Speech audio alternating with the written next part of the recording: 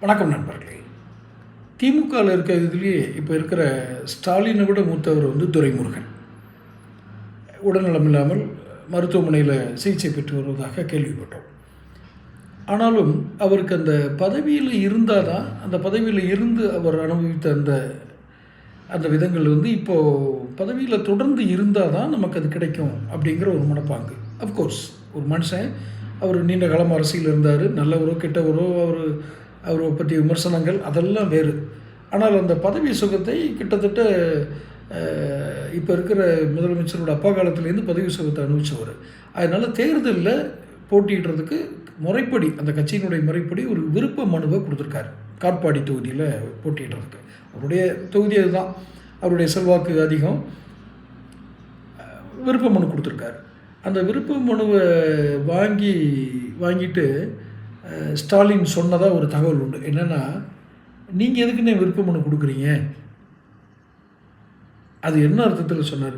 நீங்கள்லாம் விருப்ப மனு கொடுத்து தான் உங்களுக்கு நான் சீட்டு கொடுப்பேனாங்கிற அர்த்தத்தில் சொன்னாரா?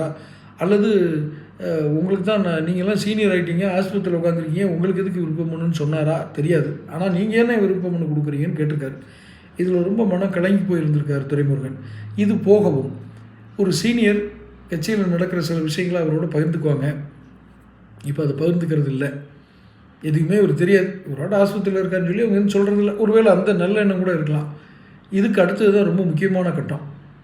வழக்குகள் முக்கிய கட்டத்தை நெருங்குது. இதை கேட்டு நம்ம வியூவர்ஸுக்கு ரொம்ப சலிச்சு போயிருக்கோம், எனக்கு அது புரியுது. ஆனால் எப்போதுமே இந்திய நீதிமன்றங்கள் செயல்படும் விதம் இருக்கு இல்லையா, இந்தியாவுடைய அரசியலமைப்பு சட்டங்கள், அதை அமுல்படுத்துகிற விதங்கள், நீதி அமைப்புகள், விசாரணை அமைப்புகள், புலனாய்வு அமைப்புகள், இந்த கவர்மெண்ட் ஆர்கனைசேஷன் எல்லாமே செயல்படுற விதம் வேணால் தாமதமாக இருக்கலாம், கொஞ்சம் அதனுடைய வேகம் குறைவாக இருக்கலாம். ஆனால் அதனுடைய இறுதி வடிவங்கள் மிக வலுவாக இருக்கும். ஈவன் நீங்கள் கடுமையான சட்டங்கள் இருக்கிற நாட்டில் கூட அந்த ப்ராசஸை நீங்கள் வேறுபடலாம். ஆனால் நம்மளுடைய இறையாண்மைக்கும் அந்த ஜனநாயக நாடுகளில் சட்டத்தோட பிடி இருக்க ஆரம்பிக்கும் போது அது அந்த கடுமையான சட்டங்கள் உள்ள நாடுகளை விட ரொம்ப மோசமான தாக்கங்களை வாழ்வில் ஏற்படுத்தும். அந்த இடத்தில் தான் துரைமுருகன் இருக்கிறார். இவ்வளோ நாள் சுப்ரீம் கோர்ட்டில் ஸ்டே ஆர்டர் வாங்கிட்டோம், அந்த ஹைகோர்ட்டில் வாங்கிட்டோம்னு இவர் மட்டும் இல்லை, பொன்முடியும் அப்படி தான் இருக்கார். ஆனால் சட்டத்தின் பிடி இருக்கும். இதுக்கு மத்திய அரசில் பாஜக இருக்கணுன்ற அவசியம் இல்லை. விசாரணை அதன் போக்கில் செல்லும். அதை தூண்டி விடுறதுக்கு ஒரு ஆள் இருக்கணும். அதுக்கு எந்த கட்சி இருக்குன்றது வேறு. இப்போது மிக அதிகமான ஆழ்ந்த வருத்தத்தில் இருப்பது துரைமுருகன். எப்படி சமாளிப்பார்கள் திமுக? தொடர்ந்து பேசுவோம். சேனல் சப்ஸ்கிரைப் பண்ணி